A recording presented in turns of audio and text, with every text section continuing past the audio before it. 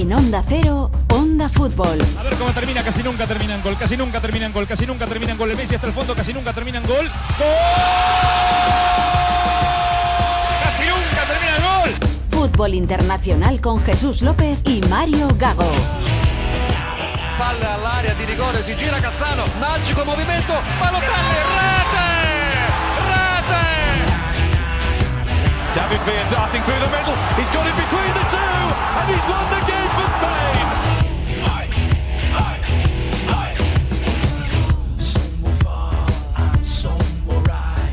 ¿Qué tal? Bienvenidos a este Onda Fútbol de la madrugada del 20 de enero.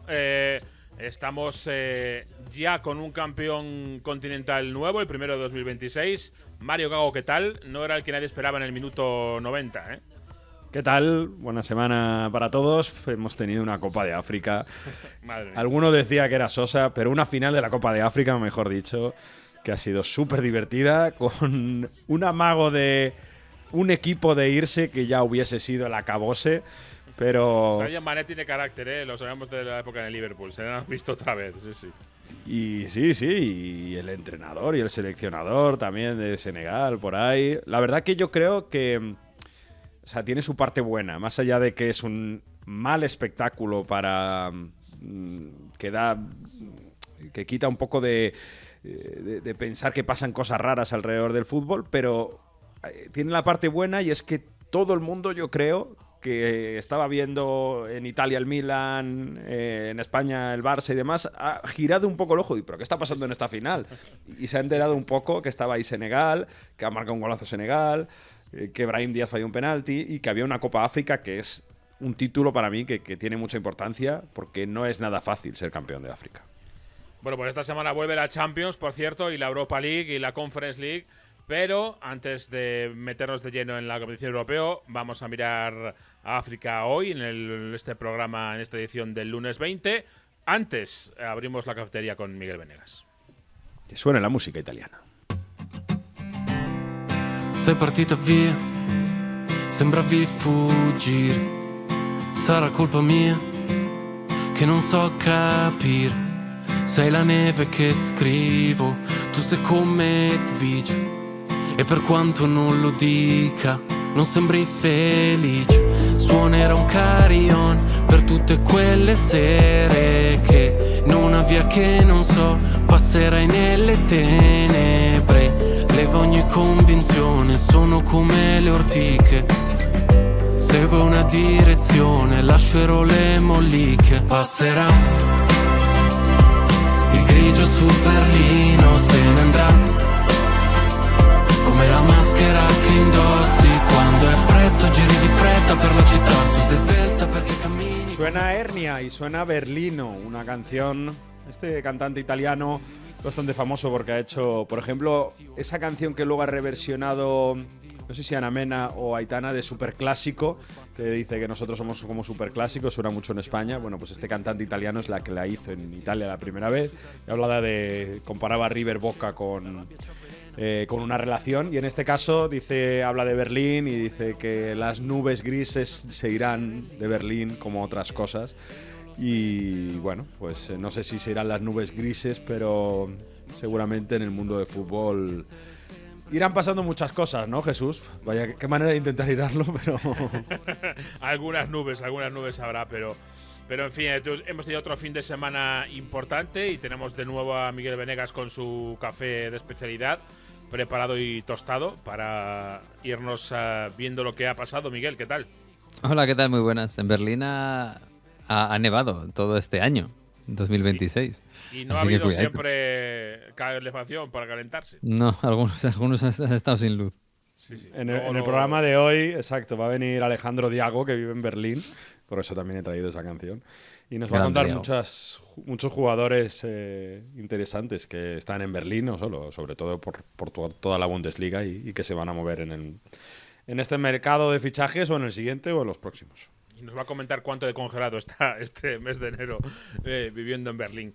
Bueno, Miguel, si quieres empezamos por la Premier, ¿no? Donde yo creo que ha habido otra vez la confirmación de que el City le sigue costando tener yo creo, la regularidad que tenía en sus grandes años antes del 2024, antes de la lesión de Rodri, acuérdate, ADR.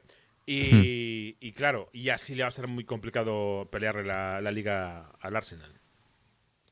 Sí, fíjate que yo creo que lo del sábado, el derbi mancuniano, creo que para el Manchester City es peor las sensaciones que el resultado. Que al final es un 2-0. Es verdad que hacía mucho que no veíamos un United tan cómodo, digamos, o ganando tan holgadamente al City, pero yo creo que las sensaciones es lo peor, porque el City estuvo mal y el United estuvo bien y el City no supo defenderlo, que ya podemos entender que el City no es un equipo especialmente bueno defensivamente, pero ofensivamente tampoco les hizo daño. Y no apareció Foden en la primera parte, que se fue al descanso. Luego Cherki, bueno, al principio mejoró un poquito, tampoco mejoró mucho el equipo. Semenyo empiezo a tener la sensación de que acaba de llegar, vale, y hay que dar mucho tiempo, pero empiezo a tener la sensación de que igual no encaja bien en este equipo, porque a diferencia de Doku, es un jugador que funciona muy bien a la contra, pero es un jugador de zancada larga, de zancada ancha, no es como Doku, que es explosivo. Y en los pocos espacios en los que se suele mover el City, está sufriendo de momento. Vamos a ver cómo va. Y luego Haaland, que tampoco apareció. Entonces yo creo que fue un partido de bajón para el City, sobre todo, y viendo que luego el Arsenal le tomó un poquito de ventaja, aunque también pinchó, viendo que al día siguiente pues le podían meter más distancia a Aston Villa, que tampoco lo hizo porque perdió en casa. Yo creo que es peor las sensaciones que el resultado para el City, que al final se ha quedado casi igual. Sí, sobre todo yo estoy de acuerdo en el ataque, porque en defensa además hay que ponerle dentro de lo que cabe la excusa de que tenía muchas bajas. Se presentaba con una defensa con dos centrales muy jóvenes que tuvieron problemas, y un United, el de Carrick, que para mí yo creo que se simplificó un poco, ¿no? Tanto hablar del 3-4-2-1, de que si no viene el Papa yo no lo cambio, que decía Morín el esquema. Lo cambió, por supuesto, Carrick, porque si no le corren a gorrazos de Old Trafford. y eso, yo creo que estaba más simplificado. Es decir, un lateral de lateral, el mediapunta de mediapunta, es la estrella del equipo cerca del área, el delantero y los medios de medio, ¿no? O sea, no tanto esa multifunción que busca Amorim, o que busca, yo creo, que estos esquemas modernos. Y bueno, le ha funcionado, yo creo, por lo menos para tener una defensa buena, que yo es para mí donde creo que ganó, y supo encontrar las cosquillas a una defensa del City que, como decimos, era novel y era un poco flojita. Sí, yo creo que el United necesitaba normalidad, y creo que estaba muy encorsetado por el proyecto Amorim, que era, pues eso, era muy rígido, absolutamente, y creo que en esta plantilla pues no encontraba lo que necesitaba Amorim. Se ha dejado un montón de dinero el United en estos años y otra vez tirado a la basura. Ha llegado Carrick, ha puesto un poco lo que hubiera puesto casi cualquiera. Es verdad que se inventó, entre comillas, poner a Mbeumo de falso 9. Es lo único así un poquito raro que hizo, y creo que le fue bastante bien. ¿No? Sí. Funcionó porque se entendió muy bien con Bruno. Y Bruno aprovechó mucho los espacios que le dejaba, ¿no? Yo creo que es lo único que le podemos dar como entrenador, como buena idea a Carrick. Lo demás fue un poco normalizar al equipo y ya está. Yo creo que con eso ya mejoró bastante. Y mejoró, a mí me sorprende que mejoró en defensa, y luego, pues lo que decía, esa forma de atacar, pues un poco buscando dos hombres abiertos en banda. Mbeumo un poco a su aire arriba y Bruno aprovechando con inteligencia sus espacios, yo creo que le fue bastante bien, la verdad. Y creo que el United necesitaba... Creo que ha sido un error, está claro que ha sido el proyecto Amorim es un error del que no creo que nadie ha sabido aprender y que han sido 2 años perdidos. Sí, bueno, ahora viene el hype, porque yo he escuchado en Inglaterra esta semana que el equipo ya recuerda al de Ferguson, ¿eh? O sea, yo no sé si es para tanto, ¿eh? Pero ya hay quien lo decía en la tele. Para que veáis que en todos los sitios se vienen arriba, ¿no? Y además en el Manchester United lo necesitan con todos esos técnicos que han pasado los últimos años. Pero entonces lo de Carrick ¿es para continuidad o es una solución? Es hasta final de año. Ha llamado la atención de que no le han puesto, que habitualmente eso en Inglaterra lo llevan muy a rajatabla. El interino. El título interino, y no se lo han puesto. Que esto llama la atención, ¿no? Que parece que, bueno, que es un poco como decíamos la semana pasada de Ole Gunnar Solskjaer, que llegó como interino y se acabó quedando. Ojo cómo funcione, ¿no? Y de momento, si funciona, está claro que que se va a quedar, eso lo tengo claro, pero de momento sigue buscando entrador el United, sigue estando Omar Berrada en ello. Vamos a ver qué pasa, pero de momento, bueno, hay luces, hay brotes verdes, y es curioso, es verdad, porque en los últimos meses el United iba intercambiando un día bueno y un día malo. Casi cada 2 semanas decíamos, hoy si gana el United se pone en zona Champions, y perdía o empataba, y entonces el siguiente partido lo ganaba y se acercaba, y entonces hoy si gana el United se vuelve a poner en zona Champions y volvía a empatar o perder, y ha estado así diciembre y noviembre casi Bueno, entero. no en vano, un año sin conseguir 5 victorias consecutivas y sigue sin eso. O sea, es justo lo que estás diciendo, Jesús. Pobre chaval. El chaval del pelo afro, pues ahí sigue, año y un mes y pico, ¿no? Año y 2 meses. Sí, el otro día en la televisión, en un programa de televisión, se le hicieron un arreglo ahí, se lo alisaron para que tuviera como media melena y tal, sí. Y me mi pregunta, dinero, por lo menos el chaval. hombre, Sí, eso sí. hecho famoso. Y mi pregunta era, ¿Carrick había entrenado en algún lugar? En el United, había sido interino. del United. Sí. Sí. Pero Antes de nada más, Solskjaer. ¿no? Que yo Por sepa, eso. no. Antes de Solskjaer, y había estado previamente en cuerpos técnicos en el United. Sí, había En estado staff. en el staff, pero no. Como primer entrenador es un producto United y vamos a ver qué es lo que pasa. Pero bueno, de momento sí sigue así, desde luego, está en camino de ganarse la continuidad. El Arsenal al final no pudo ganar. El Aston Villa me interesa, Miguel, porque es verdad que tenía una opción de haberse colocado segundo, ¿eh? Totalmente. Y además acercarse. Porque, a ver, hay un hueco ahora un poquito más grande, muy poquito, pero un poquito más grande del Arsenal con todos los demás. Y ese hueco lo podía tomar el Aston Villa, que a mí me sigue pareciendo un milagro de Emery tener a un equipo con esos jugadores que no son malos, pero es que lo tenía segundo.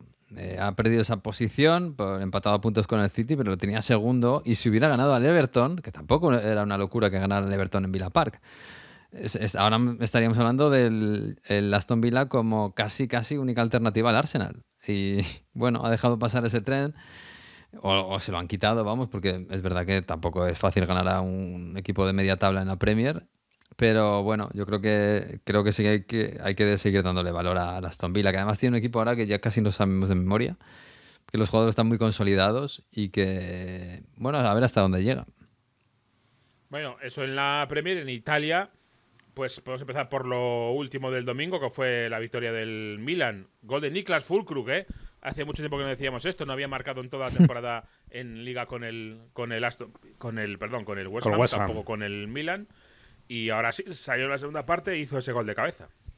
Un golazo. Además, claro, muy de Füllkrug. Yo cuando lo fichó y cuando jugó el primer día titular pensé, no me pega nada Füllkrug en este Milan de Allegri, tan contragolpeador, tan basado en un esquema defensivo y salir corriendo. Pero necesitaban un 9, ¿eh? Necesitaban eso. No lo tenían, es verdad, pero no lo tenían. Giroud, un nuevo Giroud. Pues le ha sacado los 3 puntos contra el Lecce, que tampoco me sorprende la victoria del Milan contra el Lecce 1-0. Gran parte de Falcone, si no marcaron antes, fue por el portero de Lecce que estaba sacándolas todas. Bueno, desde luego el gol es un golazo, es un gran remate y es la principal virtud de Füllkrug. Y bueno, es verdad que es algo como dice Mario, ¿no? Es verdad que no lo tenía el Milan. No me pega en la forma de jugar del Milan, pero hay partidos que tienes que desatascar así y necesitas un Füllkrug. O necesitas un jugador así y Füllkrug en eso es de los mejores. Y en marcar goles épicos, que se lo digan a Alemania y al Dortmund. Y yo lo que quería destacar de esta victoria del Milan, bueno, son 2 cosas. Lo primero es ganar a un equipo de la zona baja de la tabla, que es el gran tabú de este Milan. Porque lo llevamos diciendo toda la temporada, en los enfrentamientos top, el Milan deja jugar y con su cinismo le está valiendo para ganar. Pero cuando le cuesta, cuando tiene que proponer, le costaba mucho hacer esos goles, dominar el partido, crear ocasiones, dependía casi únicamente de alguna acción de Pulisic en ataque o alguna jugada individual de un Rafa Leao que sigue sin tener continuidad. Y todo esto también en una semana donde se viene de ganar en Como. ¿Y cómo se ha ganado en Como? ¿Y cómo? Que creo que es el meme de la semana en Italia.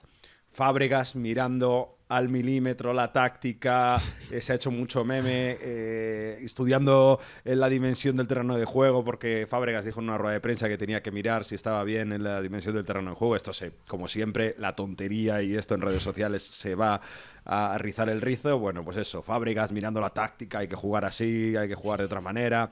El cómo tiene hasta 20 ocasiones de gol, Nico Paz tira 7 veces, Mañán saca paradones, el palo, las tiene de todos los colores el cómo. De hecho, empieza ganando 1-0 ese partido el jueves, pero es que el Milan, con un 20%, un 30% de posesión, al final, con un penalti muy discutido y con una contra que acaba marcando Rabiot, luego al final se pone 1-3 el Milan, doblete de Rabiot, se lleva un partido increíble, de corto muso, ¿no? Porque gana de 2, pero de sin hacer nada te ha ganado 1-3.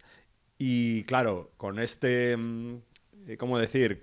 Con este meme que se ha hecho Allegri, ¿no? De ganador, de no me hace falta entrenar nada, que me salen las cosas con muy poco, pues se lleva los 3 puntos. Esto es un poco lo que engrandece más a Allegri, Miguel. Ya sé que no te gusta, pero es que es el icono pop de Italia ahora mismo. Él, tranquilamente, tomando un café, el otro Fábregas estudiando y te gana 1-3. Sí, yo te decía el otro día que es un Bordalás con aura. Y es... Y con más acento. Y sí, con un acento curioso. Es incomprensible. O sea, que encima gane el partido 1-3, que no gane ahí con un penalti en el último minuto. No, es que gana 1-3, que parece que acaba ganando fácil, ¿no? Y el Como hizo un partidazo, jugó muy bien. Es verdad que, bueno, en teoría los jugadores del Milan son mejores que los del Como, que los del Como no son malos.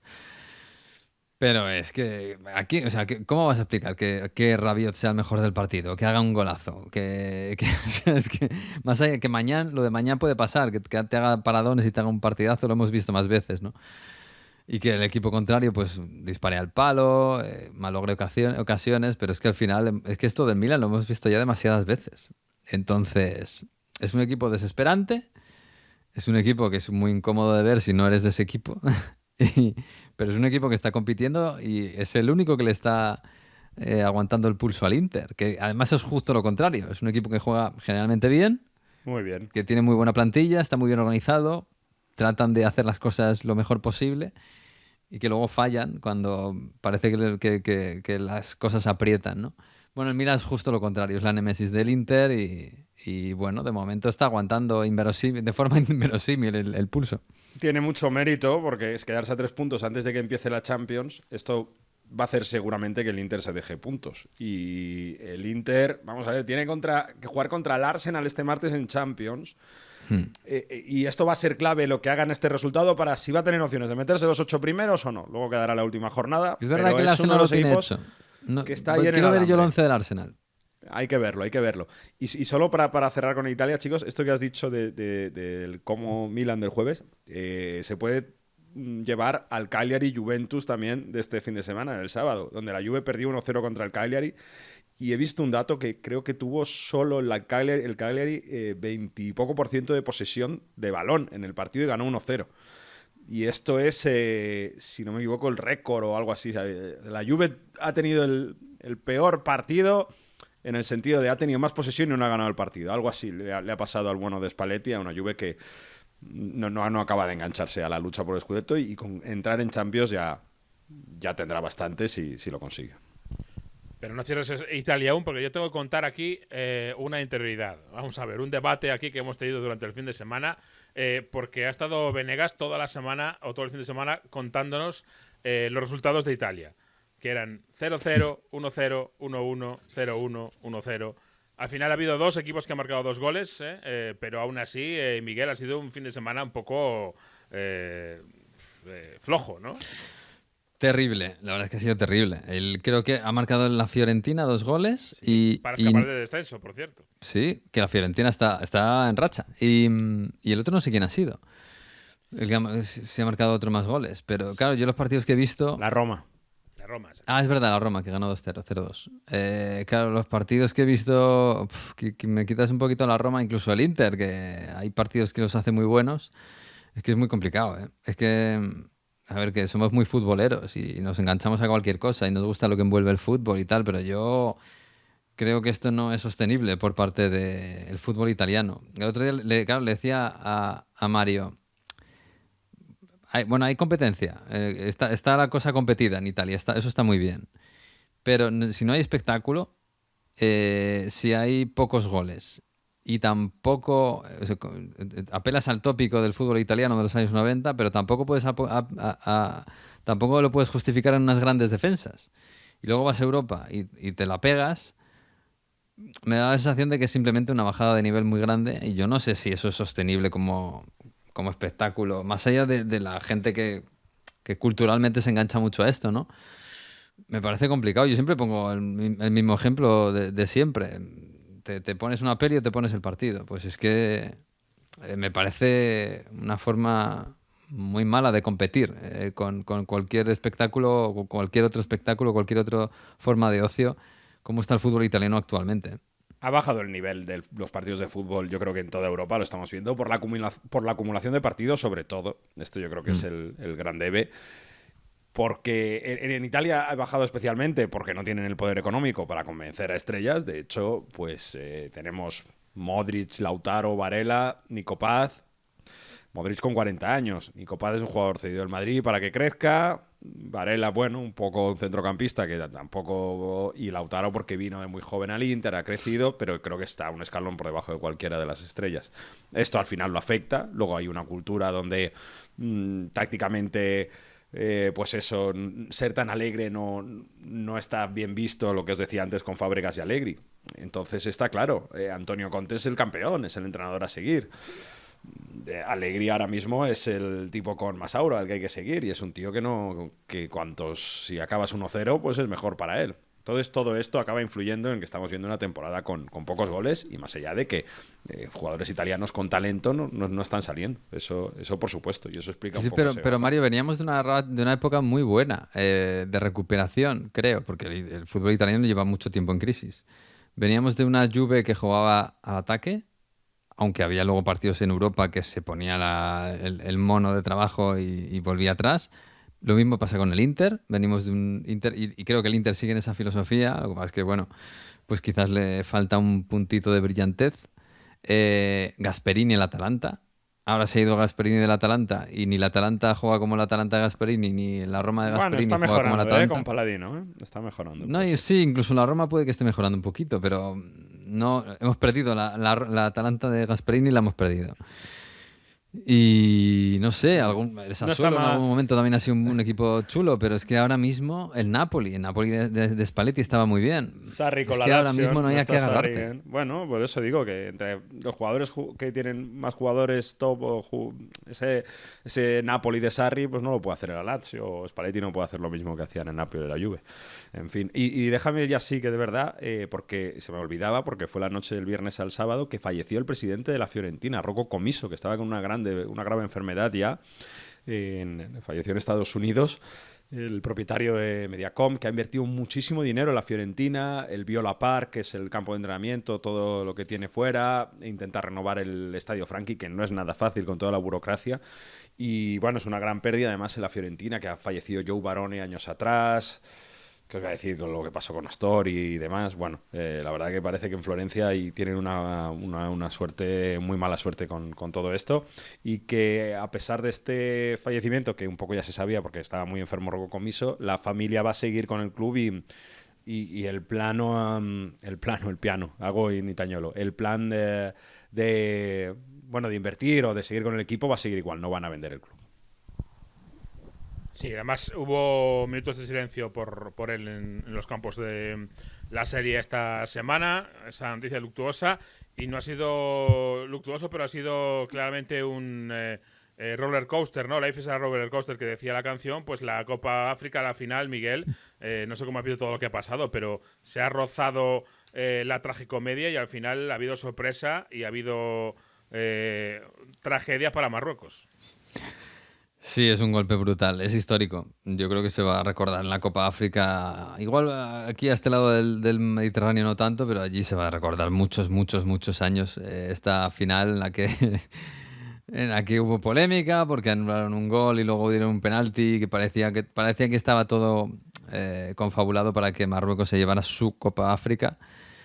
Cuando mejor se lleva Marruecos con la FIFA, cuando más está invirtiendo Marruecos en la FIFA. Y mejor se lleva la FIFA con Estados Unidos, que hay que recordar que Marruecos es el principal aliado de Estados Unidos en todo el continente. Los jugadores, porque Marruecos tiene un equipazo, venía jugando bien ya desde hace años. Todo parecía perfecto y preparado para que ganara Marruecos.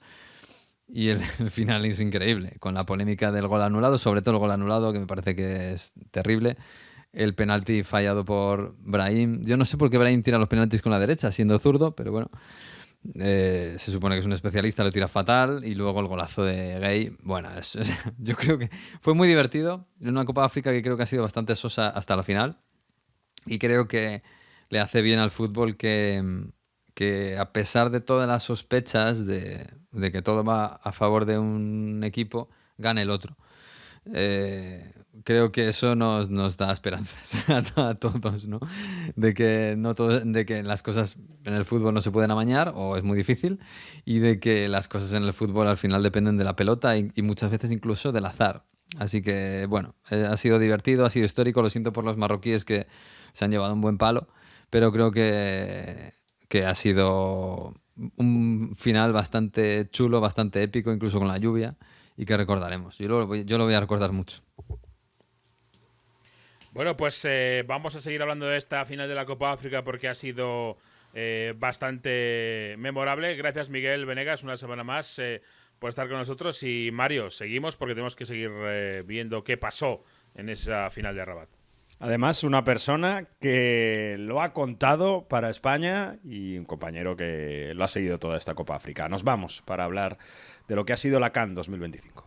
Africa can, Morocco can, yes we can, Mama Africa, rise, golden prize, Africa cup, level up, 25-5-5, AFCON now live, African football alive.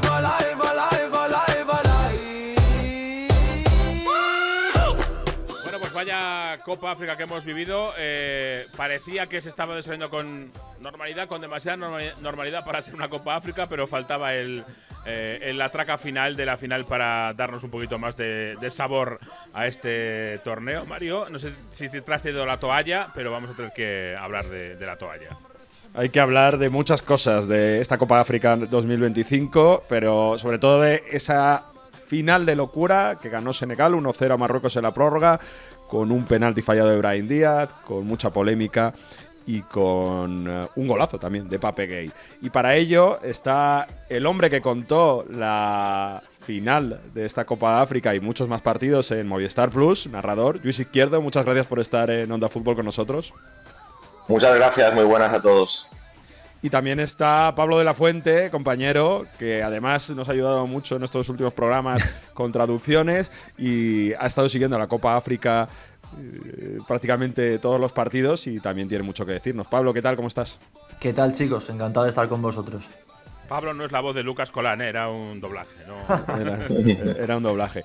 Bueno, la primera pregunta es, sobre todo para Lluís, ¿cómo viviste en directo todo esto? La amenaza de Senegal de salir del campo, en la retransmisión, porque nosotros en Onda Cero lo estábamos viviendo con Manu Terradillos dando el partido y la gente estaba el Barça al mismo tiempo, pero todo el mundo quería saber qué pasaba en la Copa África, ¿no? Fijaos lo que el Barça, que estaba incluso perdiendo, pero captó toda la atención y fue algo insólito, ¿no, Lluís? También imagino de narrar. Bueno, con absoluta incredulidad. Yo llevo casi 40 años narrando y nunca había visto una cosa igual. Es verdad que el fútbol africano tiene estas cosas, lo comenté con Juvenal Edjogo, y él sonreía porque él sí que sabe que estas cosas han pasado. Quizá no al nivel de lo que hubiera sido el abandono del partido. O sea, yo lo dije en la retransmisión, yo he visto abandonos de partido, supongo que en categorías inferiores han pasado cosas, ha habido peleas, pero que en la élite del fútbol un equipo en una final diga no salgo, o sea, me voy, me pareció algo increíble. Lo que pasa que probablemente lo que no estaba dentro del guión, después de todo lo que sucedió, es que fallara el penalti Brahim. Y entonces esa media hora extra que yo tenía ganas como narrador y sabiendo que la gente estaba disfrutando seguramente de esa final, yo te lo juro, no tenía en la cabeza, mi chip estaba que marcaba Brahim y que se acababa. Y que ya todos nos relajábamos. Entonces, claro, esa media hora fue como un plus añadido a todo lo que se llegó a vivir antes, ¿no? Entonces, final extraña, Y también os digo una cosa, yo creo que lo decía mucha gente a través de las redes, hubo, diríamos que un poco de justicia divina o lo que sea, porque si hubiera ganado Marruecos con ese gol de Brahim, no sé la que se hubiera liado. Lo digo porque estaba todo muy encendido. O sea, yo luego si queréis lo hablamos, yo el penalti y la jugada del gol de Senegal creo que son dos jugadas muy debatibles. Habrá mucha gente que lo verá muy claro, que de hecho mucha gente lo vio muy claro, de que la primera era gol y la segunda no era penalti. Pero, claro, todos en un partido de fútbol, cuando no te gusta una decisión, te vas, ¿no? No sé, es un partido que deja muchas imágenes. Para mí, la mejor de todas, sin duda, la de Mané diciéndole a sus compañeros, nos tenemos que quedar. Imaginaros si no vuelven al campo. O sea, hubieran perdido el título, ¿no? Porque al final lo acabaron ganando. Increíble. Es una final que no sé cómo... Si la tengo que explicar ahora, no sabría explicarla. Pablo, ¿cómo lo viviste tú? Pues con incredulidad también. Estábamos ahí en medio del programa con el Barça jugando y el partido súper vibrante. Además, creo que hubo un montón de palos y ocasiones, etcétera, etcétera. Pero lo que quería la gente, como has dicho, era escuchar qué pasaba en la Copa África. Bueno, yo también coincido con lo de la justicia divina. Al final, son dos acciones que para mí están mal pitadas. Se equivocó el árbitro. Entiendo que en la primera tiene la excusa de que el atacante de Senegal utiliza los brazos, pero también pero Hakimi se tira descaradamente. Pero bueno, si te coges el reglamento, pues puedes justificarlo. Y el penalti, para mí tampoco es muy leve. Entonces, y de hecho creo que lo pitan porque Brahim monta un circo tremendo. Listo él, evidentemente, hace lo mejor para su equipo, parar el partido, que el VAR lo mire, hacer todo lo posible porque el VAR se meta. Y una vez se va a la pantalla, pues ya sabemos lo que suele suceder en la mayoría de casos. Entonces, después de haberlo buscado tanto y con el caldo de cultivo que veníamos ya, yo me puse del lado de Senegal, no os voy a mentir. Bueno, sinceramente, yo no lo vi en directo porque estaba narrando otro partido, pero viendo después, es que a mí no me parece ninguna de las dos, como dice Pablo. Es que, bueno, obviamente la falta es una jugada como hay tantas en un córner, mínimo braceo y se va el jugador, el defensa Hakimi al suelo, y lo mismo hace Brahim. Para mí no tiene sentido que el VAR llame al árbitro para pitar ese penalti en el minuto 90 y pico de una final continental, porque no sé cómo lo viste tú, Luis, pero a mí es que me parece que las dos son decisiones erróneas. Bueno, yo de hecho en la retransmisión dije que la de Brahim pasa en todos los partidos. Lo que pasa que ese recurso que utilizamos todos los comentaristas, a veces nos equivocamos, pero claro, ¿qué quiere decir? ¿Que porque pase no es penalti? No, yo sinceramente creo que no lo es, pero pasa en los partidos. Que Brahim se sintió agredido, seguro que... A ver, hay otra cosa muy importante. El jugador de Senegal, yo siempre tengo la teoría de que los penaltis no solo tienen que serlo, sino tienen que parecerlo, ¿no? Para que los piten los árbitros. O sea, si un penalti lo parece, ahora ya con el VAR es distinto. Sin el VAR, obviamente, tú no puedes meter el brazo en el cuello a un jugador. Quiero decir que el futbolista de Senegal eso no lo debe hacer nunca en la vida, porque lo normal es que el árbitro de entrada caiga. Pero yo ya lo dije en la retransmisión, esto pasa en todos los partidos. En todos los partidos hay agarrones, hay empujones, o sea, en cierta manera me contradigo cuando apunto al principio de que puede ser debatible. O sea, yo realmente pienso que ninguna de las dos lo es. Pero, en fin, luego escuchas a los otros, al otro lado, y bueno, pues sí, lo de Agraf le está molestando lo suficiente. En fin, insisto, suerte que pasó lo que pasó, lo digo de verdad, porque se hubiera liado una muy, muy gorda. De hecho, a mí me parece, no sé si estáis de acuerdo, que el abandono del campo, por lo que me han dicho después, no viene solo por esto, ¿no? Ya venía muy calentito. Recordad que hubo un comunicado de la Federación, creo, de Senegal a la CAF respecto a todo el trato que había recibido el equipo nacional de Senegal respecto a Marruecos, ¿no? Y en la organización. O sea que, digamos que ya venían calentitos de días atrás. Y lo de la toalla, Pablo, también, ¿no? Lo de la toalla también, que ya no se sabe dónde está el límite de lo que es fútbol y lo que es pillería o lo que es antideportivo. Hombre, esto no se puede hacer, evidentemente. O sea, he visto primero a Saibari ahí medio poniéndose en medio que no, y luego ya directamente a un recoge pelotas intentando quitársela. Bueno, y a esto le sumas también, he visto... Había una imagen que estaba rodeado por varios. O sea... También he visto que Diata y otro jugador, no recuerdo cuál, no pudieron jugar por indisposición. Ya hay rumores de todo tipo. Le sumas lo del cambio de árbitro de cuartos de final. Es lo que te digo, venía todo como ya muy condicionado, y cuando pasan dos acciones que caen del mismo lado... te da que pensar. A mí no me gusta pensar en complots ni nada por el estilo, pero yo me pongo en la piel de los jugadores de Senegal y entiendo que se quisieran ir del campo. Es que hay que contar, Mario, al llegar a Rabat para la final, Senegal se quejó del hotel, que les habían puesto un hotel que parece ser que no cumplía las expectativas. Cuando hay hoteles en Rabat, yo recuerdo la final continental, la Intercontinental de 2023, hay hoteles en Rabat y en las afueras tremendos. Y luego entonces les trasladan adentro del complejo de la Federación Marroquí y les ponen para entrenar enfrente del hotel de Marruecos, donde puedes salir por la ventana y ver los entrenamientos de tu rival. Es decir, aquí ha habido, como dice Lluís, una intrahistoria que venía más atrás del famoso penalti. Y es una pena, Lluís, porque Marruecos ha hecho una óptima Copa de África y se va a quedar esta mancha después de una de las mejores participaciones de Marruecos en toda la historia, con un Brahim además que había marcado 6 goles, que había sido figura, y se va a quedar esta mancha después de un torneo que yo creo que es histórico para ellos, llegar a una final. Hay que recordar que solo tienen una Copa de África y la lograron hace prácticamente 50 años. Bueno, es que, claro, yo hacía el símil de Alcaraz con Sinner en Roland Garros, que tiene 4 pelotas de partido el italiano y las pierde y gana Alcaraz. Estuvo Brahim, después de la que lió realmente, como bien decís, porque él montó un poquito el pollo para el penalti, está a un penalti y 2 minutos, porque yo creo que el árbitro no hubiera añadido más de 2 minutos de ganar 50 años después el título, ¿no? Es un maracanazo.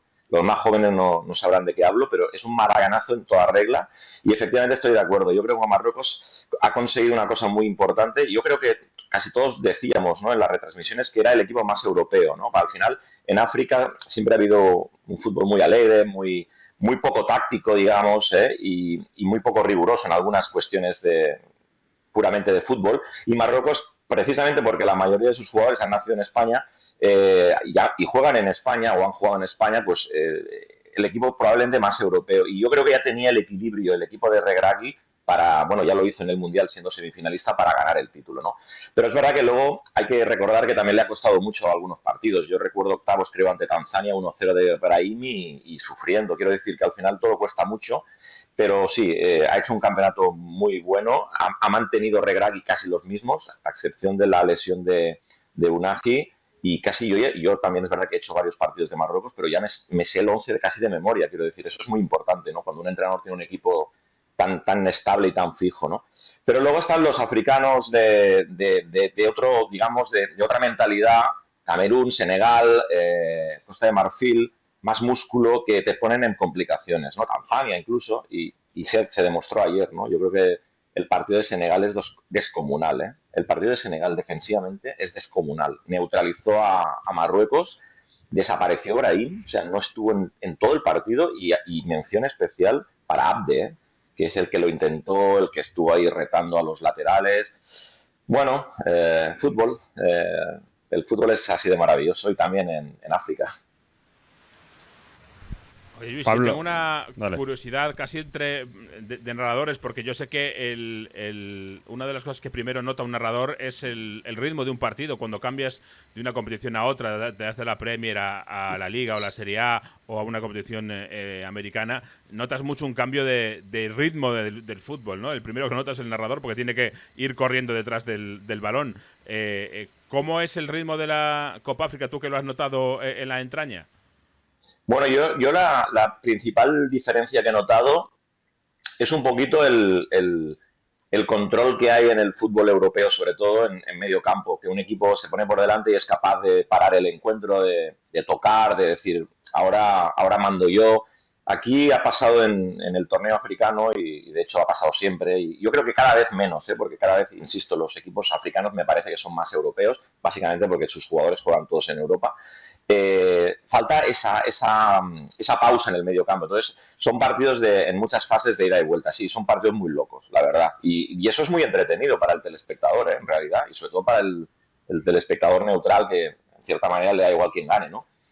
Pero sí, el narrador lo nota en ese sentido, que hay poquitos ataques posicionales, todo es muy de ida y vuelta, envíos largos, desplazamientos largos, no hay tanta pausa en el centro del campo. Por eso que el equipo que logra parar un partido y tener un mediocampo de control es probablemente el equipo que acabe más lejos, ¿no?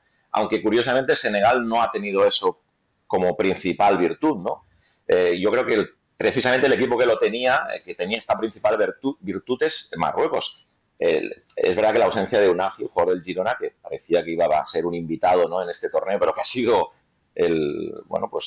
fue la gran estrella al principio, ha notado la falta de este futbolista, ¿no? Pero sí, se notaba mucho la diferencia por eso, porque es un juego más alocado, menos riguroso tácticamente, y el narrador, pues te queda sin voz en más de una ocasión, como me ha ocurrido. Pasa así. Oye, y Pablo de la Fuente, tú que además has estado pendiente también todo el torneo, ¿qué más te ha llamado la atención, además de la final? ¿Qué otras conclusiones sacas de esta Copa África 2025 o 2026? Bueno, el mejor equipo, como dice Lluís, creo que es Marruecos. Individualidad por individualidad tienen para mí la mejor plantilla. Pero sí que es cierto que quiero recalcar que están en esa fina línea en la que pueden ganar a cualquiera, esto que se suele decir, en un partido complicándoselo, pero también pueden perder con cualquiera. En contextos en los que tienen que proponer más, sobre todo también es verdad que no han tenido a Unai porque se lesionó, les cuesta mucho. Y ahí te hacen un gol y cuidado. O sea, es una selección hipercompetitiva, pero que puede ganar con cualquiera y perder con cualquiera. Y también me quedo con algo que no es nuevo, pero la evolución de Egipto. Egipto empieza el torneo muy lento, jugando mal, ganando 1-0, ya diciendo, bueno, esto no es suficiente, etcétera, etcétera, pero llegan los cuartos de final, se ponen en mono de trabajo, se ponen a defender, porque es como se sienten cómodos, y son otros que es que le compiten a cualquiera. O sea, es verdad que ya llegó un punto que el partido de la eliminación fue demasiado rácano, o sea, tiraron a puerta una vez en el 90, tienes que tener un poquito más, pero el carácter competitivo de Egipto, bueno, no es nada nuevo, pero que siguen ahí, que tampoco me gustaría encontrármelos en el Mundial. Bueno, para cerrar ya esta charla sobre esta Copa África de 2025, tenemos el Mundial ahí a la vuelta de la esquina. Lluís, ¿ves a esta Marruecos y a este Senegal llegando a últimas instancias, como ocurrió a Marruecos en el último Mundial, hasta incluso semifinales? ¿Por qué no? Bueno, Egipto estoy de acuerdo con Pablo, que a mí también me gustó mucho. Es verdad que no recuerdo, hice 3 partidos de Egipto, creo. No sé si el segundo me decepcionó un poco, ahora no recuerdo exactamente, pero hubo uno que tenía muchas expectativas y luego pues no acabó de funcionar demasiado, por lo que decíamos antes, porque todo cuesta mucho y nadie ha ido sobrado. Creo que el único que ha ido un poco sobrado en cuartos, pues Senegal, me parece, quiero recordar. Egipto tiene un buen equipo, puede hacer cosas importantes, pero Marruecos debería ser, siendo semifinalista además del último, la gran esperanza africana, pero es que a mí me decepcionó mucho ayer. Y es verdad, me decepcionó, cuidado, por las expectativas que teníamos jugando en casa. Es probable que la presión les haya podido, pero es que ayer era el día de hacer historia, ¿no? Más allá de todas las ayudas arbitrales que pudiste tener anteriormente, ayer era el día, sin llegar al penalti de Brahim. Yo creo que ayer lo de Marruecos que le pasa ayer es un aviso de cara al futuro de que esto le puede volver a ocurrir, pero en un mundial con selecciones incluso más potentes que Senegal, ¿no? Digamos que tenía esperanzas en que Marruecos o algún equipo africano pueda hacer algo importante en el mundial, pero ayer se me paró un poquito esta esperanza por lo dicho, ¿no? Porque es un partido muy trascendente en su historia, 50 años sin ganar el título, y no son capaces. Es que además están a 2 minutos. Ya sé que no hay tiempo, pero lo de Brahim, o sea, el penalti de Brahim, algún día en sus memorias tendrá que explicar qué narices hizo. Porque ya sabéis todos que los panencas, si salen bien, eres un héroe, pero si salen mal, pero hacer un panenca a 2 minutos del final de un partido que te dan un título con el pollo que has montado. Yo, de verdad, lo digo en serio. Supongo que tendríamos que hacer un programa especial de esto, pero que alguien me lo explique. A mí me pareció que había escuchado demasiadas batallitas de Sergio Ramos en Valdebebas o algo, porque sí, vaya momento. Y Ibrahim, que estaba siendo el absoluto ídolo, recién llegado a Marruecos, pero ídolo, yo no sé cómo va a quedar ahora en la relación con la grada, digamos, de su selección nacional, porque, en fin. Yo creo que queda tocado, A mí me llegaron a decir, algún compañero por WhatsApp, me llegaron a decir, no, lo ha fallado adrede. Digo, con la que te lo juro que llegué a pensar, bueno, mira, ha sido, le ha venido un ataque de deportividad. No montas el pollo antes, ¿no? Digo, sobre todo si lo fallas adrede, la envías a las nubes. Que es adrede. Claro, la mandas Claro. para atrás, no haces Claro, claro. quedas tú en ridículo. Claro. Sí, sí. Hay Claro, una teoría sí. complotista que dice que Marruecos lo falla a propósito porque si no se hubiese habido demasiado lío, aficionados que intentaron entrar de Senegal al campo, pero de verdad que lo que decís, o sea, es imposible fallarlo a la No. Panenka de esa manera, con todo eso, de verdad.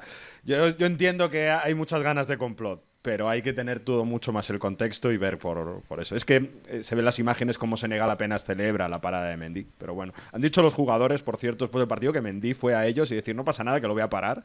Y la última cosa, y ya cerramos de verdad, es que hubo lío en la rueda de prensa después del partido. El Sí. entrenador de Senegal no pudo dar la rueda de prensa porque se pegaron periodistas. Hubo lío tremendo, Luis. Madre mía. O sea, increíble. Por cierto, una cosa, hay una jugada en pandemia de Mendy, portero del Chelsea, que le para exactamente el mismo penalti a Sergio Agüero con el City. A lo Panenka. Exactamente igual el Panenka y se queda esperando Mendy, hace el mismo gesto y se la para igual. O sea que haya fallado también un poquito la investigación de los porteros. En fin, Vaya. que ya sabéis, nos encanta hablar de la Copa África porque ha dado mucho de sí, sobre todo a la final. Estaríamos horas y horas. Y agradecemos a Luis que se haya pasado por aquí, por este Onda Fútbol de Onda Cero, para charlar después de las emociones que viviste narrando ese Senegal-Marruecos 1-0. Gracias a vosotros.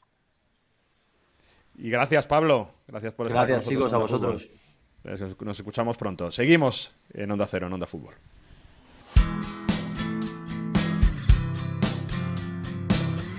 Das Fenster öffnet sich nicht mehr. Hier drin ist es voll von dir und leer. Und vor mir geht die letzte Kerze aus. Ich warte schon eine Ewigkeit. Endlich ist es jetzt soweit. Da draußen ziehen die schwarzen Wolken auf. Ich muss durch den Monsun, hinter die Welt, ans Ende der Zeit, bis kein Regen mehr fällt. Gegen den Sturm, am Abgrund entlang. Toca ahora en Onda Fútbol viajar a Alemania porque tenemos mercado abierto, aunque no lo parezca, el mercado de fichajes de enero está abierto y hay muchos nombres sobre la mesa en la Bundesliga que hay que analizar, Jesús. Y tenemos a nuestro scout particular, tenemos ojos y oídos en Alemania para decirnos cuáles son las piezas más codiciadas, cuáles son los nombres que más van a sonar en este mercado y en los siguientes de lo que está saliendo y emergiendo en el fútbol alemán en la Bundesliga. Alejandro, Diego, ¿qué tal? Muy buenas, Berlín. ¿Qué tal, chicos? ¿Cómo estáis? ¿Cómo estás tú en Berlín? Que ha sido un invierno movidito, ¿eh? Ha sido intenso y además en los últimos días hemos tenido este apagón al sur de la ciudad, pero bueno, ya estamos con fuerzas, el frío ha pasado, eso sí, todavía cuidado con el hielo, que algunos nos hemos llevado ya un souvenir en forma de caída. Sí. O sea, a ti el apagón no, pero el hielo te ha dado, ¿no? El hielo me ha dejado un recuerdo, sí, en la piel. Ten cuidado, Alejandro, que vas a ser padre en nada. Claro, es que Sí, ya… pero con el hielo y en la oscuridad es que a veces eso es imprevisible, pero bueno. El desayuno con licor café no puede ser. Empieza a pasarte ya el café normal, que siendo padre No. hay que… hay que sentar la cabeza un poco, Alejandro. Siempre yo soy de café con leche, eso siempre, no el alcohol poco. Bueno, tenemos eso, como decía, que ver para el mercado de la Bundesliga y sobre todo ver algunos de los grandes nombres que estás detectando tú por ahí por los rankings. Pues hay muchos, hay nombres que ya se están mencionando de cara a un posible mercado de verano, incluso algunos han salido a la palestra en este mercado de invierno, con lo cual se avecina un gran periodo de fichajes y periodo de ventas y la duda es cuál va a ser la próxima gran venta que se dé en la Bundesliga. Hay un gran nombre, ¿no? Tenemos ahora mismo a media Premier League las secretarías técnicas escuchando, así que ten cuidado porque están sacando ya la billetera. Nos has pasado una lista interesante. Hay uno, obviamente, que hemos oído ya mucho hablar de él y que está en muchas quinielas, que es Slotterberg. Evidentemente, Slotterberg quizás es el gran nombre porque es un central de jerarquía, va a ser el próximo, si no hay ningún contratiempo externo, central titular de Alemania en el Mundial. con lo cual es el gran nombre por el que muchos clubes preguntan, incluidos Real Madrid y Barcelona. La cosa es, él tiene contrato con Dortmund hasta 2027, pero está esperando escuchar la propuesta de Dortmund para ver si renueva con el conjunto negro y amarillo o decide emprender una nueva aventura en otro país de Europa. Pero así, rápidamente, ¿cuál sería su característica como central? ¿Es un central que destaca por qué? ¿Por la salida de pelota? ¿Por la contundencia? ¿Cómo juega Slotterberg? Es un central muy móvil, es un central muy a la usanza de un central que sabe buscar los espacios, buscar la posición. Un jugador que, por ejemplo, para esquemas de juego, pues como el del Real Madrid, podría venir muy bien, pero la cosa es que está en un equipo en el que él ha recalcado siempre la falta de mentalidad de este Dortmund, que es algo que es lo que está frenando su deseo de renovar con el Borussia Dortmund y su intención en un futuro de buscar una nueva aventura. El Borussia Dortmund que, bueno, está ahí a la estela del Bayern, iba a decir, pero es que a la estela del Bayern, tal y como ha empezado este 2026, que ha marcado 8 goles al Wolfsburgo en el primer partido y 5 al el Leipzig, RB Leipzig en el segundo, y eso que empezó perdiendo en ambos encuentros, pues es complicado. Pero en esos perseguidores, y a mí me llama mucha la atención que tenemos a dos clubes vendedores como son el Bayer Leverkusen y el Eintracht, que ya han vendido mucho el Bayer Leverkusen, sobre todo en este pasado verano, pero aún así tienen nombres que pueden ser muy interesantes, ¿no? Como Can Uzun en el Eintracht o Christian Kofané en el Leverkusen, ¿no? Dos nombres que tienen muy buena prensa también. Sí, evidentemente. A ver, Can Uzun es quizás uno de los grandes talentos que ha surgido en el fútbol alemán en los últimos años. La Federación Alemana no estuvo rápida y rápidamente Turquía lo reclutó para sus selecciones nacionales, con lo cual ya es un jugador que está en el radar de la selección turca, aunque haya habido un poco de controversia en los últimos meses por sus no llamadas, pero es un jugador que ya en el Nuremberg brilló en segunda Bundesliga, el Eintracht Frankfurt lo fichó y en la Bundesliga está demostrando este año unas cualidades tremendas para convertirse en la próxima gran venta de Marcus Klose. No sabemos si a la Premier, no sabemos si a otro equipo de la Bundesliga o incluso a otro equipo fuera en España o en Francia, pero es un jugador que está siendo muy decisivo en la creación de juego de la Eintracht de Frankfurt y es para tener en el radar. Y mencionabas también a Kofané del Bayer Leverkusen, jugador que el año pasado estaba en la segunda división española, en el Albacete. Un jugador que... ¿verdad? Exactamente, un jugador que llegó este verano al Bayer Leverkusen por una cantidad irrisoria de 5 millones de euros y poco a poco, a pesar de que ese inicio de temporada tan convulso con Ten Hag en Leverkusen que duró tan poco y separaron sus caminos inmediatamente apenas unos meses después, con Kasper Hjulman, Kofané ha encontrado regularidad, ha encontrado estabilidad en el juego y poco a poco se va destacando y de hecho ya le mencionaban con el interés del Real Madrid, algunos medios alemanes. Caray, pues es prometedor. Tenemos también en la lista, veo yo, a los cachorros de Jürgen, porque el RB Leipzig también tiene futbolistas interesantes. Exactamente, yo tengo dos subrayados que son Hassan Ouedraogo, que es quizás uno de los talentos de futuro de la selección alemana, campeón del mundo sub. A ver cómo se pronuncia, que esto es difícil, ¿eh? Hassan Ouedraogo. Ouedraogo, vale. Apunta.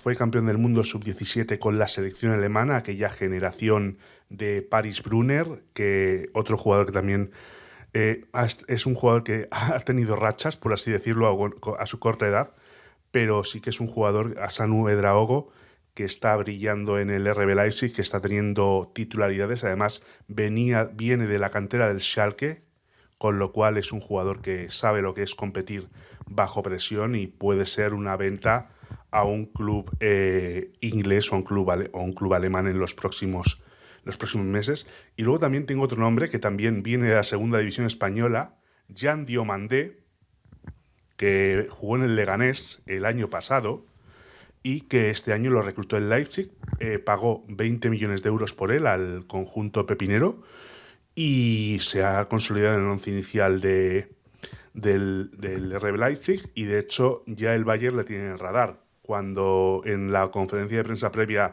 al partido este fin de semana preguntaron a Christoph Freund por Diomandé, dijo que le seguían y que es un jugador que les gusta.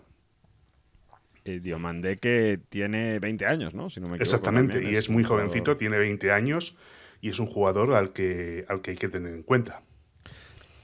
Un futbolista algo más mayor, un extremo. Estamos hablando de jugadores bastante ofensivos, ¿no? Casi todos, quitando a Slotterbeck al principio. El Stuttgart, que también un equipo que se está manteniendo en la parte alta de la tabla. Quizá meterse en Champions ahí lo va a tener complicado, pero tiene a Jamie Lewin. No, a ver si lo digo bien. Jamie Lewin, este extremo, que es de lo más destacable, ¿no? en la parte ofensiva.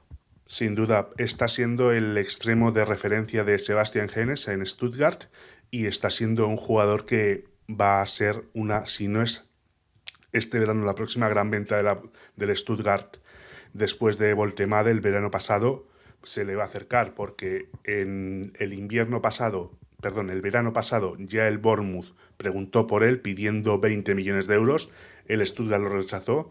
Ahora en invierno el Bournemouth ha vuelto a preguntar por él, ha pedido 40 millones de euros y el Stuttgart los ha rechazado, con lo cual se antoja que primero Jamie Levering está intentando entrar en esa lista de 26 para el Mundial de Estados Unidos con Nagelsmann y tener un espacio en el 11 titular de la selección alemana, algo más complicado pero factible viendo la situación actual. Viendo a Füllkrug en el Milan, que se rompe el pie y que no... Pobre Füllkrug, pobre Füllkrug, un jugador de culto para cualquier fan del fútbol alemán. Es que fija, ¿cómo estaba Füllkrug hace 4 años? Sí, en la Eurocopa. 4 años, acuérdate que un año antes del Mundial jugaba en segunda. Un año antes del Mundial, de la Eurocopa. Exactamente, sí, el año de la Eurocopa, en 2021 jugaba en segunda, y en 2022 fue reclutado para el Mundial por Hansi Flick por su gran inicio de temporada en la Bundesliga. Ah, vale, antes del Mundial de Qatar, ok. Exactamente, es justo, el Mundial de Qatar. Pero sí. Füllkrug ¿contra quién fue? Contra Dinamarca en la Eurocopa, hizo un gol épico, además en Dortmund, que le tenía a todo el mundo ahí como héroe nacional. No sé si fue en octavos de final, que marcó un gol en la última hora, Füllkrug, sí. Y luego en cuartos, acordaros que también protagonizó esa jugada en la que está en fuera de juego antes de la famosa mano de Cucurella ante Alemania. Que nadie se acuerda de que antes de la mano estaba en fuera de juego Füllkrug. Exactamente. Füllkrug estuvo en la escena del crimen, que se podría llamar. Pero sí, va a ser Leveling posiblemente la próxima gran venta del Stuttgart y un jugador a seguir en cuenta, aunque el Stuttgart ya ha preparado su reemplazo. De hecho, ya hemos visto que este invierno ha traído a Jeremy Arévalo del Racing de Santander por 7 millones de euros. Nada menos. Sí, pues está. Fíjate que es, Mario, que la Liga Española ya es vendedora hasta para la Bundesliga también, ¿eh? O sea que. No, pero me hace mucha gracia que de segunda división pasan a la Bundesliga y luego la Bundesliga les relanza. Sí, pero jóvenes, ¿no? ¿eh? Jóvenes. Es verdad. En el tercer clasificado, en el Hoffenheim, nos destacas también a Aslani. Exactamente, Aslani, que ya ha sonado para el Barça y que es del gusto de Hansi Flick. El Barça busca, como ya habéis comentado muchas veces, un atacante, un reemplazo para Robert Lewandowski, y este jugador se puede dirigir en un reemplazante. Si bien no sabemos cómo va a salir en un club como el Barça, porque es un universo diferente a lo que es un Hoffenheim, es un jugador que en la Bundesliga ya ha demostrado un gran nivel, un gran rendimiento, y ha puesto al Hoffenheim en el camino de pelear por los puestos europeos, algo que estaba adoleciendo el conjunto de Dietmar Hopp desde hace muchos años. No es hermano de Christian Aslani, el centrocampista que estuvo en el Inter. Ni de Kosovar Aslani, la internacional por Suecia. Tampoco. Este evidentemente tiene raíces kosovares, es un jugador de origen kosovar como Murici, pero no tiene nada que ver con esos otros jugadores. Venga, seguimos, que nos quedan 3 más ya para cerrar. En el Hamburgo, Luka Vuskovic. Luka Vuskovic. Gracias, Ale, para corregirnos, porque se ve que no tenemos ni idea. No, Luka Vuskovic, que está siendo la gran estrella del Hamburgo en su regreso a Bundesliga.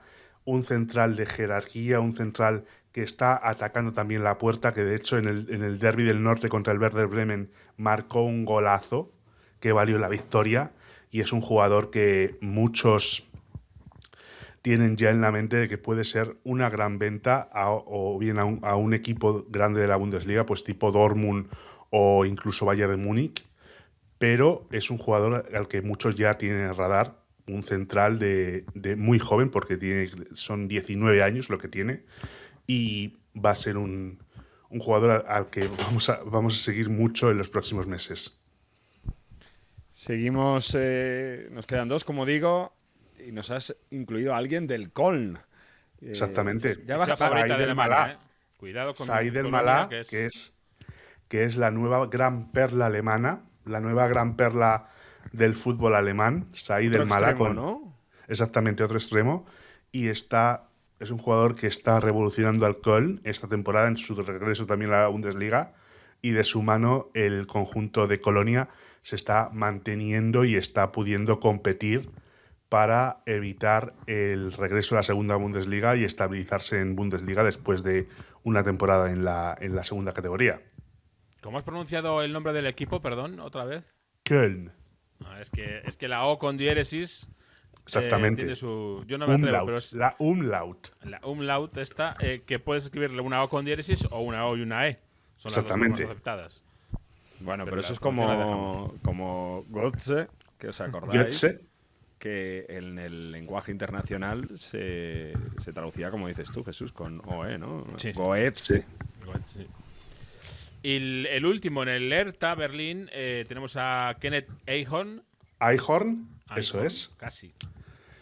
Lo he incluido, aunque esté en segunda Bundesliga, pero es que está siendo el mejor jugador del Hertha esta temporada.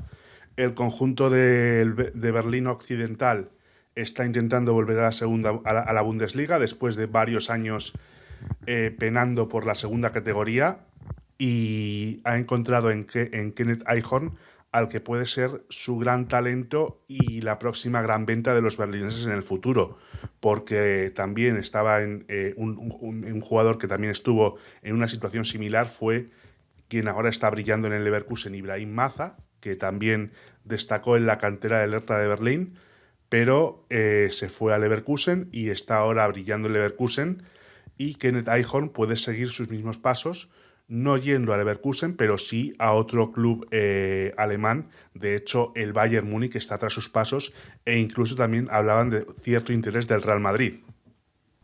Hablabas de la segunda Bundesliga. Bueno, ya hemos acabado con esta lista. Puede volver el Hertha. El año pasado volvió el Hamburgo. Sí. Puede volver el Schalke, que es líder de la segunda Bundesliga, ¿no?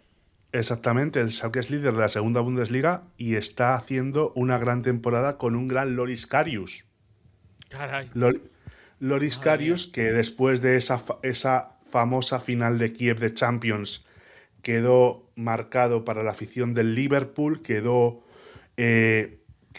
como señalado, ha encontrado en Gelsenkirchen su lugar para la redención y poco a poco se está estabilizando en la segunda categoría, y además sumando varias puertas a cero, porque si bien el sábado empataron los de Gelsenkirchen en Berlín contra el Hertha, precisamente, lleva ya varios partidos en los que la portería del Schalke está a cero. Bueno, pues mira, somos muy amigos de las segundas oportunidades, o sea que perfecto, si Loris Karius está recobrando su carrera después de aquel accidente tan grave, aquella noche aciaga, pues fantástico, ¿no? Por fin que pueda disfrutar del fútbol otra vez, porque es verdad que después de aquello estuvo en el Liverpool dando tumbos, le estuvieron cedido, luego lo tuvo el Liverpool de vuelta como tercer portero, que no contaba en absoluto. En fin, de hecho, estuvo cedido un año en el Unión Berlín, que intentando reorientar su carrera, pero no lo consiguió. Tuvo un pase por Serie B en Italia, si no recuerdo mal, y luego le surgió la oportunidad del Schalke 04 y está aquí brillando. De hecho, un Schalke que ahora el último rumor que ha salido es que quieren a Edin Dzeko para la delantera. No está jugando a la Fiorentina, o sea que podría ser interesante. Tiene una entrevista, Loris Karius, había que gestionarla ahí. Muy interesante. Vamos a moverlo. Iba a decir, perdón, que vamos a despedir a Alejandro Diago, no solo de este programa, sino por unos meses, porque tiene una paternidad que ejercer. Así que como no vamos a volver a hablar, no sé si en unos cuantos meses, me gustaría saber si la próxima vez que hablemos, que será ya por final de temporada, bien avanzada la primavera... Nos hará una comparativa de marcas de pañales. De marcas de el Bayern Múnich estará en una ronda final o semifinales de la Champions League. ¿Qué opinas viendo este Bayern? Si el sorteo de octavos es benévolo, si este Bayern consigue que Musiala vuelva a entrar a su mejor nivel y si consigue que Lennart Kahl también mantenga ese hype con el que ha irrumpido en los últimos meses, yo creo que el Bayern puede ser uno de los candidatos a ganar la Champions, sin ninguna duda. Porque además, incluso Manuel Neuer, con 41 años, está a un nivel tremendo.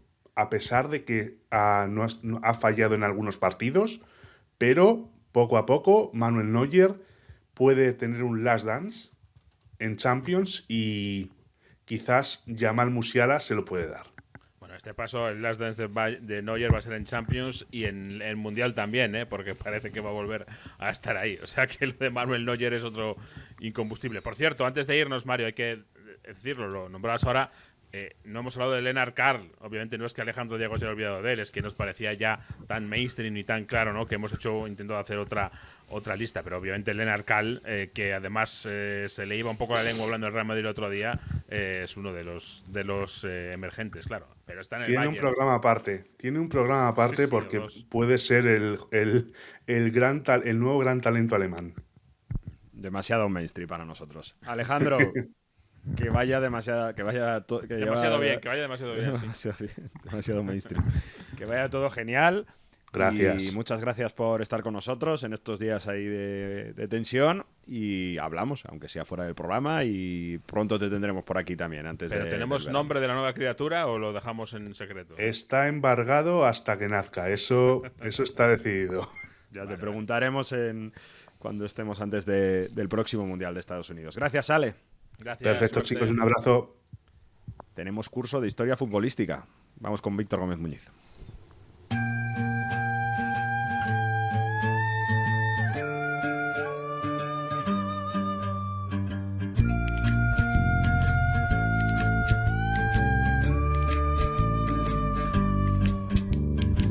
No me regalen más libros porque no los leo.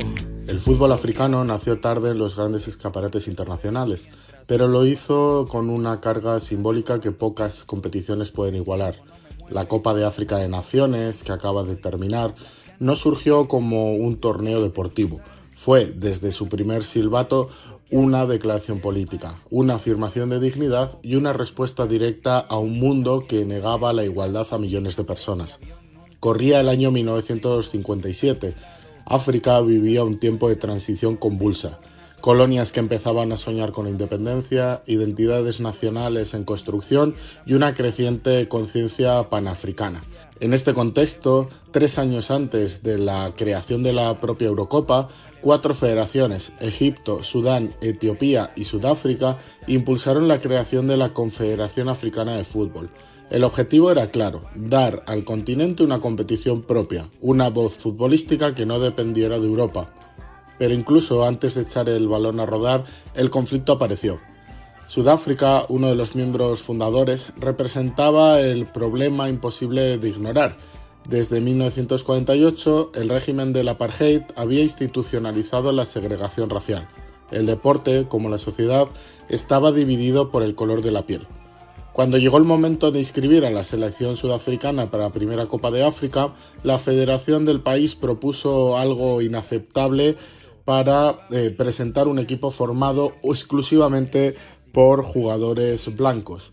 La respuesta de la Confederación Africana de Fútbol fue firme y sin precedentes. No habría excepciones. O Sudáfrica competía con un equipo multirracial o no competiría. El fútbol africano recién nacido se negaba a legitimar la discriminación. Sudáfrica se negó a ceder y fue expulsada del torneo. Así, la primera Copa de África quedó reducida a 3 naciones. No hubo fase de grupos ni grandes ceremonias. El torneo se disputó en Sudán como casi de forma improvisada, con un formato mínimo y una enorme carga simbólica. Egipto derrotó a Sudán en semifinales, mientras Etiopía avanzó directamente a la final. El partido decisivo fue ganado por Egipto, que se convirtió en el primer campeón africano de la historia. Pero el resultado fue casi lo de menos. Lo verdaderamente importante fue el mensaje. En su primer acto oficial, la CAF había demostrado que el fútbol africano no estaba dispuesto a mirar hacia otro lado. Mientras muchas organizaciones internacionales aún dudaban o callaban, el balón africano tomó partido. La exclusión de Sudáfrica no solo fue deportiva, fue una condena moral. El castigo no terminó ahí. Sudáfrica permanecería fuera de la Copa de África durante más de 3 décadas. No regresó hasta 1996, ya sin apartheid, y lo hizo como anfitriona. Aquel regreso tuvo algo de justicia poética. El país ganó el torneo en casa con una selección que por fin representaba a todos sus ciudadanos. Mirando atrás, los inicios de la Copa de África parecen modestos, casi frágiles, pero en esa fragilidad había una convicción profunda. El fútbol servía para competir, sí, pero también para señalar injusticias, para construir identidad y para decirle al mundo que África estaba dispuesta a aceptar reglas impuestas desde la desigualdad. Cuando me levanta, yo soy la vida que ya tengo, tú eres la vida que me falta. Así que agarra tu maleta, el bulto, los motetes, el equipaje, tu valija, la mochila con todos tus juguetes y...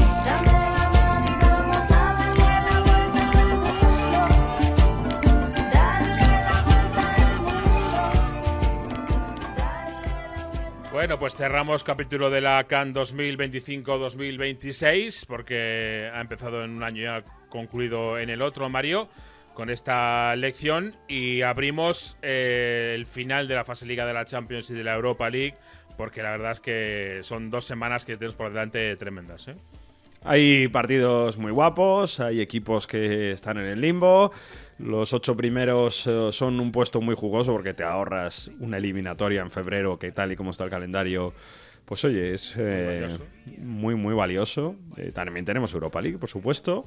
La Conference no, recordamos que la Conference acabó en diciembre, esa fase de grupos, son menos equipos, así que bueno, más espacio para centrarse en los de Europa League, en esta final de la fase Liga. Esta semana va a estar muy guapa, pero la que viene todavía mucho más. Y antes de irnos, os recordamos que nos sigáis en redes sociales, chicos, que os leemos en comentarios, hacemos esos pequeños reels este año de los mejores momentos del programa, de nuestras entrevistas. Bueno, pues ahí cuando lo veáis, dadle me gusta, @OndaFútbol, estamos en TikTok, en Instagram, en Facebook, en Twitter.